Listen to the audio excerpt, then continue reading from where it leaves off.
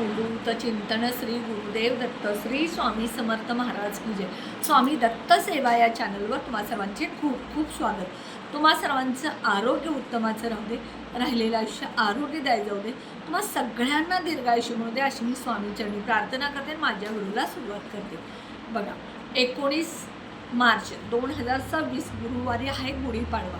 गुढीपाडव्याला कोणत्या रंगाची साडी नेसवायची, गुढी कशी उभा करायची, गुढीची पूजा कशी करायची ह्याचा मी व्हिडिओ आधी टाकलेला आहे। तो व्हिडिओ माझ्या लिंकवरती जाऊन बघा।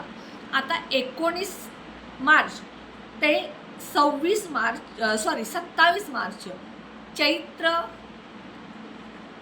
जो महिना आहे त्या चैत्र महिन्यामध्ये चैत्र नवरात्र असते आणि ही चैत्र नवरात्रीची सुरुवात 19 मार्च ते 27 मार्च।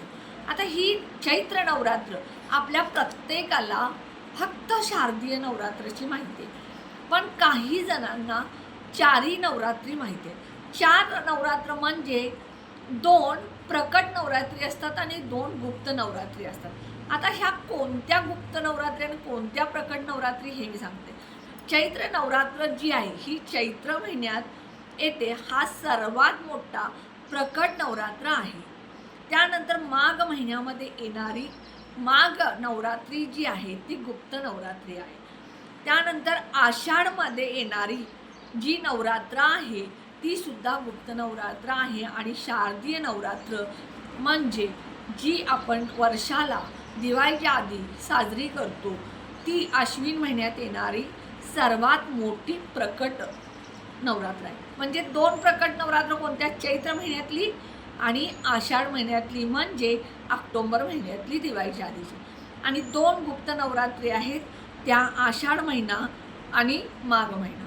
तर अशा ह्या नवरात्रीमध्ये आपल्याला देवीची, कुलदेवीची, माता लक्ष्मीची, माता दुर्गेची सेवा करायची। त्यामुळं आपल्या घरामधले जे काय दोष आहेत, नकारात्मकता आहे, वाईट शक्ती आहे, पैशाच्या अडचणी आहेत, घरामध्ये मुलं त्रास देतात, मुलांच्या बाबतीत अडचणी आहेत, मुलांची लग्न होत नाहीत, मुलांना नोकरी लागत नाही, मुलांना संतान प्राप्ती होत नाही, किंवा नवरा बायकोंचे वाद होत असतात। हे सगळे प्रश्न मिटवण्यासाठी आपल्याला ह्या चैत्र महिन्यामध्ये किंवा प्रत्येक नवरात्रीमध्ये देवीची सेवा करायची असते।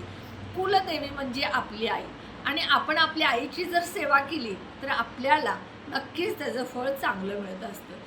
कोणतीही आई आपल्या मुलाचं कधीच वाईट चिंतन नाही, म्हणून कुलदेवी जी आहे हिची जर तुम्ही मनापासून सेवा केली तर ती तुम्हाला सगळं भरभरून देईल। आता यंदा नवरात्रीची सुरुवात जी आहे ती खास 3 शुभयोगानं झालेली आहे। कोणते कोणते शुभयोग ह्या नवरात्रीमध्ये आलेत बघा।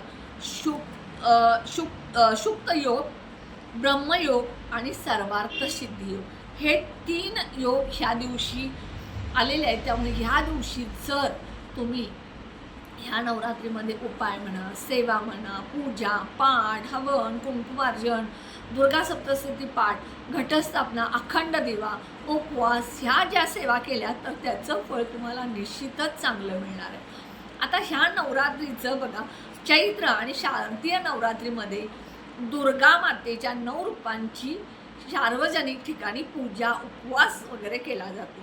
आता ह्या 9 रूपाच्या कुठल्या देवी तर शैलपुत्री, ब्रह्मचारिणी, चंद्रघंटा, कुष्मांडा, स्कंदमाता, कात्यायनी, कालरात्री, महागौरी, सिद्धिदात्री ह्या ज्या देवी आहेत ह्या देवींची 9 रूपात म्हणजे दुर्गा देवीची 9 रूपं जी आहेत ही 9 रूपं ही आहेत। आता आपल्याला काय करायचं आहे, 19 तारखेपासून 27 तारखेपर्यंत दररोज घटस्थापना तुमच्याकडे पद्धत असेल तर तुम्ही ह्या चैत्र नवरात्रीमध्ये घटस्थापना, जसं शारदीय नवरात्रीमध्ये आपण घटस्थापना करतो त्याच पद्धतीची घटस्थापना करायची।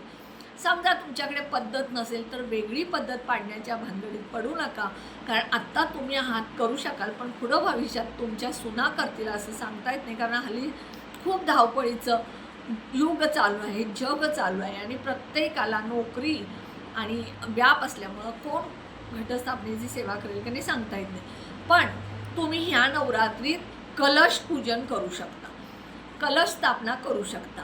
आता ज्यांच्या घरामध्ये कुलदेवीची कलश असतो बघा, आपल्या देवघरामध्ये कुलदेवीचा कलश असावा, मंगल कलश.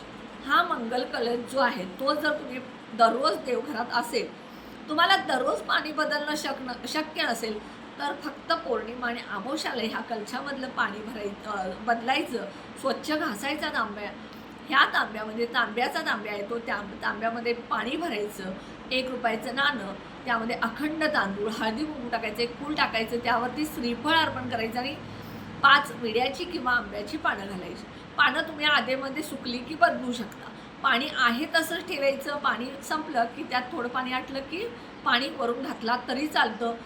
हा मंगल कलश देवीचा, कुलदेवीचा आहे आणि हा मंगल कलश जर तुम्ही देवघरात दररोज ठेवत असाल तर सदैव तुमचं घर मंगलमय राहील. आता ज्यांच्या घरामध्ये चैत्र नवरात्रीमध्ये घटस्थापना करण्याची पद्धत नाही, मंगल कलश स्थापना करण्याची पद्धत नाही, त्याने अखंड दिवा तर 9 दिवस ठेवायचा. दीप प्रज्वलन म्हणजे तुमच्या आयुष्यामध्ये प्रकाश मिळतो, तुमचं आयुष्य प्रकाशमय होतं. त्यामुळे 9 दिवस तुम्ही ह्या नवरात्रीमध्ये अखंड दिवा ठेवायचा आहे. हा दिवा तुम्ही विझला तर घाबरण्याचं काही कारण नाही, परत तो दिवा प्रज्वलित करू शकता. दिवा लावत असताना दिव्याखाली एक डिश ठेवा, कारण तेल भरपूर घातल्यामुळे तेल खाली सांडण्याची शक्यता असते. डिश ठेवा, त्या डिशमध्ये थोडेसे तांदूळ टाका. दिवा पूजा, दिव्याला हळदी कुंकू लावा, दिव्यामध्ये कापसाची वात मोठी घाला किंवा कलाव्याचा दोरा जरी मोठा घातला तरी चालेल. आणि ह्या दिव्यामध्ये तुमचं रेग्युलरचं भाजीचं जे तेल आहे ते, शेंगतेल असेल, तुम्ही सरकी तेल असेल, गरुड तेल असेल, जे काय वापरतात ते त्यामध्ये घाला आणि दिवा प्रज्वलित करा. दिवा प्रज्वलित केल्यानंतर माता दुर्गेला तुम्ही प्रार्थना करायची, हे दुर्गा माता, तुझा जो मी अखंड दिवा ठेवला आहे हा दिवा आमच्या आयुष्यात प्रकाश आणि प्रकाश देईल आणि दिव्यासारखं आमचं आयुष्य उजळून निघेल अशी प्रार्थना करा. तुमचा आशीर्वाद असू दे असं म्हणा. त्यानंतर बघा, 9 दिवस तुम्हाला दुर्गा सप्तशतीचा पाठ करायचं शक्य असेल संपूर्ण तर 9 पाठ करा. 1 ते 13 अध्याय दररोज वाचायचे आणि हा 1 ते 13 अध्यायाचा एक पाठ म्हणजे 9 दिवस 9 पाठ करायचे. समजा तुम्हाला 9 दिवस सलग जर हे पाठ करणं, सगळा संपूर्ण अध्याय म्हणजे पाठ करणं शक्य नसेल तर दररोज एक दुर्गा सप्तशतीचा अध्याय वाचा आणि शेवटच्या दिवशी राहिलेत तेवढे म्हणजे 9 म्हणजे 8 दिवस 8 झाले आणि शेवटच्या दिवशी 9, 10, 11, 12, 13 5 अध्याय, म्हणजे मग त्यापेक्षा आधीमध्ये 1-2 करून तुम्ही 13 अध्याय 27 तारखेपर्यंत संपवायचे. त्यामुळे एक दुर्गा सप्तशतीचा पाठ जरी तुम्ही केला तर चालेल. दररोज शक्य असेल तर संपूर्ण पाठ करा. त्यानंतर बघा, दररोज माता लक्ष्मीची तुम्ही आरती करायची. माता लक्ष्मीजवळ शक्य असेल तर तुपाचा दिवा लावायचा आहे. दररोज लवंग माता लक्ष्मीला 1 वेळ महालक्ष्मी अष्टकं म्हणत 9 दिवस तुम्ही 9 लवंग अर्पण करायचे. त्यामुळे सुद्धा दुर्गा माता तुमच्यावरती प्रसन्न होईल. उपवास करणं शक्य असेल, शारदीय नवरात्रीसारखं पद्धत असेल तर करा, नसेल तर काही जण उपवास सुरुवातीच्या दिवस आणि शेवटचा दिवस करत असतात, त्या पद्धतीनं करा. 9 दिवस 9 दुर्गेची म्हणजेच ज्या नवरात्रीची तुम्हाला चैत्र नवरात्रीची सेवा जेवढी जास्ती करता येईल तेवढी करा. दुर्गा सप्तशतीचा पाठ करायला विसरू नका. कुमारिका 9 दिवसात 7 ते 8 वर्षाच्या आतील ज्या कुमारिका आहेत त्यांना बोलवा, त्यांना हळदी कुंकू द्या, त्यांचं पायपूजन करा, त्यांना एखादी सुंदर भेटवस्तू द्या की जेणेकरून त्या वस्तूमुळे त्यांना आनंद मिळेल. कारण जेवढं तुम्ही कुमारिकांचं पूजन कराल तेवढा आनंद त्यांच्या चेहऱ्यावरती दिसेल, तेवढं तुमच्या घरामध्ये आनंदी वातावरण राहील. सवासनी 1, 2, 5, 7 काय असतील त्या सवासनी तुम्ही बोलवा. सवासनींना सुद्धा हळदी कुंकू द्या, फुलाची वेणी द्या, एखादी ब्लाऊज पीस, श्रीफळची ओटी भरता आली तर भरा, दूध द्या मसाल्याचं किंवा खीर द्या. आणि सगळ्यात महत्त्वाचं, दररोज नवरात्रामध्ये 9 दिवस साबुदाण्याची किंवा राजिकऱ्याची किंवा ड्रायफ्रूटची खीर करून तुम्ही नैवेद्य दाखवायला विसरू नका. ह्या सेवा जास्तीत जास्त करा. दररोज फुलाची वेणी मिळाली तर माता देवी तुळजाभवानीला, माता लक्ष्मीला अर्पण करा. कमळ फूल मिळालं तर तेही देवीला अर्पण करा. ह्या सगळ्या सेवा जेवढ्या तुम्ही मनापासून कराल तेवढा त्याचा फायदा तुम्हाला होणार आहे. आणि ही नवरात्र तुमच्या सगळ्यांना सुखाची, समृद्धीची, भरभराटीची जाणार आहे. कारण कुठलीही सेवा मनापासून केली तर त्याचं फळ निश्चितच मिळत असतं. ह्या 9 दिवसात कुणालाही दुखवू नका, कुणाची निंद्या नालस्ती करू नका, कुणाला वाईट बोलू नका, कुणाचं मन दुखवू नका. जेवढं शांत राहता येईल, नामस्मरणात राहता येईल तेवढं राहा. हा उपाय नक्की करा. व्हिडिओ कसा वाटला कमेंट बॉक्समध्ये सांगा. व्हिडिओला जास्तीत जास्त शेअर करा, लाईक करा, ऑल बटनला क्लिक करा. त्यामुळे माझे छोटे छोटे उपाय सेवा तोडगे करतील. आणि जे कोणी माझा व्हिडिओ नवीन बघत असेल त्यांनी माझ्या व्हिडिओला सबस्क्राईब करायला विसरू नका. सगळ्यात महत्त्वाचं 9 दिवस दुर्गा माता तुम्हाला भरभरून ज्या सेवा केल्यात त्याचं वर्षभर फळ देईल असं मी मॅनिफेस्टिंग करते. श्री स्वामी समर्थ.